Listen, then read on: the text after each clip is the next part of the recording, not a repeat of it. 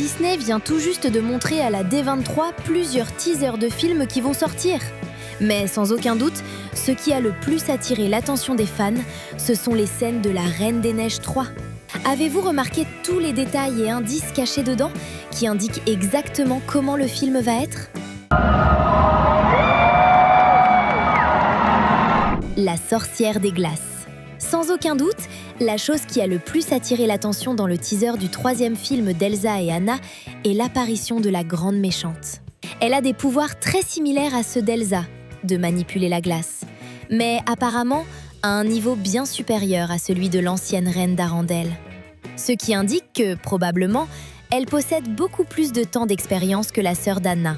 De plus, par sa voix maléfique et son ton moqueur, on peut voir qu'elle connaît très bien non seulement l'histoire des deux sœurs, mais aussi le royaume d'Arendelle.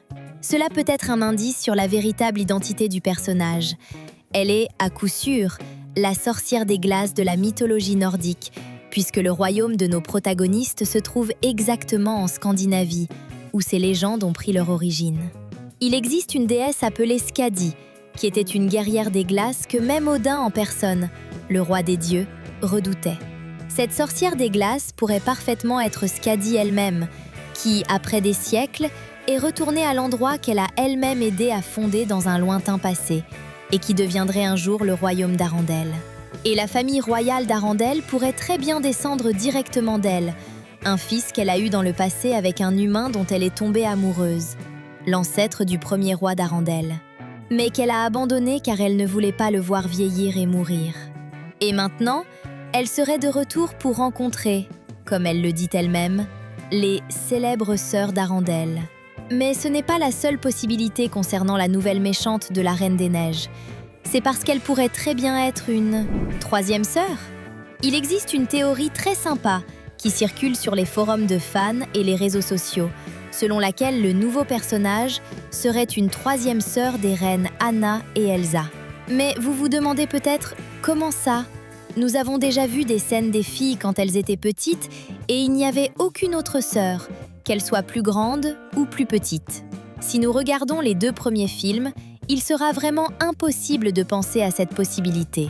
Cependant, si nous regardons les autres supports canoniques de la Reine des Neiges, qui incluent ses livres et aussi ses pièces de théâtre, faites par Disney en personne, nous arrivons à découvrir des choses impressionnantes qui collent parfaitement avec cette théorie.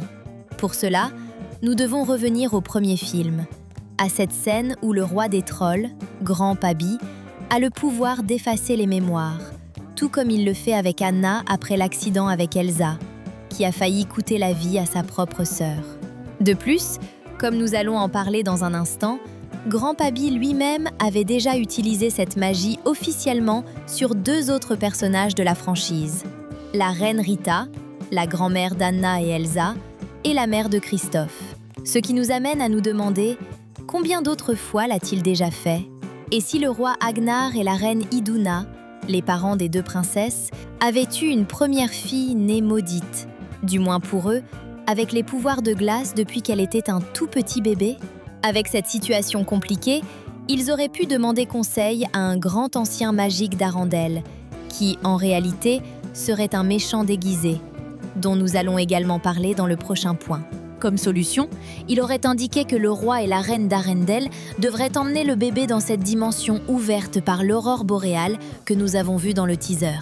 Et là, elle serait guérie de sa malédiction. Cependant, l'ancien les aurait trompés.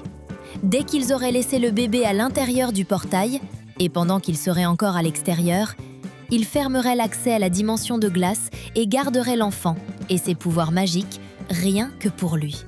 En réalisant qu'ils ont été trompés et sans pouvoir accéder au portail magique, en plus de ressentir une immense culpabilité au point de ne plus vouloir vivre, le roi Agr et la reine I auraient demandé au roi des trolls d'effacer cette mémoire de leurs esprits et de leurs cœurs pour toujours. Ainsi, la première fille du couple et 3e sœur des princesses d'Arendelle aurait été complètement oubliée, étant élevée par le méchant qui lui a fait croire qu'elle avait été abandonnée par ses parents parce qu'ils ne l'aimaient pas. Franchement, cette version serait incroyable et ferait de La Reine des Neiges 3 le plus grand succès de l'histoire de Disney. Si vous êtes arrivé jusqu'ici, faites ceci. cliquer sur le bouton s'abonner. Je pense qu'on le mérite. Mais maintenant, parlons de l'autre méchant. L'histoire de la Reine des Neiges est inspirée du conte de fées La Reine des Neiges. Et dans cette histoire, il existe plusieurs éléments qui ne sont pas encore apparus dans les films. Le principal d'entre eux est le fait que le grand méchant du conte de fées n'est pas encore apparu dans les animations de Disney. Autrement dit, La Reine des Neiges 3 serait le moment parfait pour que cela arrive. Comme nous l'avons dit, si la sorcière des glaces qui est apparue dans le teaser est vraiment un membre de plus de la famille royale d'Arendelle, l'ancien magique responsable de son enlèvement ne serait nul autre que le grand méchant de ce conte de fées qui nous est enfin présenté. L'histoire originale de la Reine des Neiges raconte que, il y a très longtemps, un démon maléfique a créé un miroir magique déformant. Dedans, tout ce qui est bon et beau rétrécit, tandis que ce qui est mauvais et moche devient géant dans le reflet. Cependant, un jour, un vent glacial fait tomber le miroir, qui chute et se brise en milliers de minuscules éclats, éparpillés à travers le monde par ce même vent froid. Si un morceau de ce miroir maléfique tombait dans l'œil d'une personne, elle se mettrait à ne voir que la méchanceté et la laideur du monde. Et si un autre éclat tombait dans son cœur, il gèlerait et se transformerait en un bloc de glace, totalement froid et sans sentiment. Si tout cela est inclus dans l'histoire de la Reine des Neiges 3, nous pouvons dire que, en kidnappant la première fille du roi et de la reine d'Arendelle, cet ancien prendrait 2 éclats du miroir maléfique. Il en déposerait un dans les yeux de la petite princesse bébé et l'autre dans son cœur, faisant en sorte qu'elle grandisse comme une enfant au cœur de glace, la transformant en la sorcière des glaces, qui apparaîtra dans le 3e film. La Reine des Neiges 4 est en production. Donc, bien que nous voyions cet ancien à certains moments de la Reine des Neiges 3 comme une personne âgée à barbe blanche et avec une capuche couvrant sa tête, nous pouvons imaginer que, dans la scène post-générique du film, après qu'Anna et Elsa aient aidé leur sœur à retirer les morceaux du miroir maléfique, la rendant une personne aimable et gentille, nous verrions le vieil homme du haut d'une montagne glacée, regardant vers le royaume d'Arendelle. Là, il montrerait son vrai visage cruel et maléfique, comme le démon qui a créé le miroir, se révélant être le responsable de tout depuis le début. Ce serait l'amorce parfaite pour le 4e film d'Elsa et Anna, qui sortira juste après La Reine des Neiges 3. Mariage reporté ? D'après le teaser révélé par Disney, apparemment, au moment où Elsa sent la présence maléfique de la sorcière des glaces, elle demande à ce qu'Olaf, accompagné de Sven, aille chercher Anna et Kristoff. Et Olaf dit qu'ils étaient en train de faire des trucs du genre bouche à bouche, ce qui laisse planer le doute. Était-il en train de s'embrasser avant le mariage ? Ou bien Olaf est-il entré dans l'église exactement au moment où le prêtre leur a donné la bénédiction ? Le marié peut embrasser la mariée. En prenant en compte qu'Elsa n'était pas dans l'église pendant la cérémonie, qu'elle était avec Olaf et Sven et qu'ils sont tous très importants pour Anna et Kristoff, nous pouvons imaginer que, en réalité, tout cela s'est passé juste avant le mariage et les fiancés, petits coquins, se faisaient des petits bisous en cachette. Donc, avec tout ce contexte, nous pouvons déduire, sans peur de nous tromper, que l'événement magique du portail vers le monde de glace, qui s'est ouvert pendant l'aurore boréale, a complètement interrompu la cérémonie qui était sur le point de se produire. Ce qui nous fait réaliser que, probablement, si rien de mal n'arrive à l'un des fiancés, ainsi soit-il, nous ne verrons la cérémonie se dérouler réellement qu'à la toute fin du film, comme la grande scène de joie finale, avec toutes les sœurs réunies, y compris la 3e, l'ancienne sorcière des glaces. Autrement dit, cette théorie des fans selon laquelle nous aurions un enfant d'Anna et Kristoff qui naîtrait dans la Reine des Neiges 3 devra attendre jusqu'à la Reine des Neiges 4, en toute certitude. Olaf fiancé. Une autre chose très sympa que nous pouvons voir dans le teaser, c'est que notre cher bonhomme de neige, Olaf, semble s'être réveillé à l'amour. À tel point qu'il attrape le bouquet d'Anna et dit qu'il va se marier avec la prochaine personne qu'il rencontrera. Le problème, c'est que la personne qu'il rencontre à ce moment-là n'est nulle autre que la sorcière des glaces en personne. Donc il dit lui-même que, de cette façon, il devra se marier avec la 2e prochaine personne qu'il rencontrera. Mais alors une question se pose.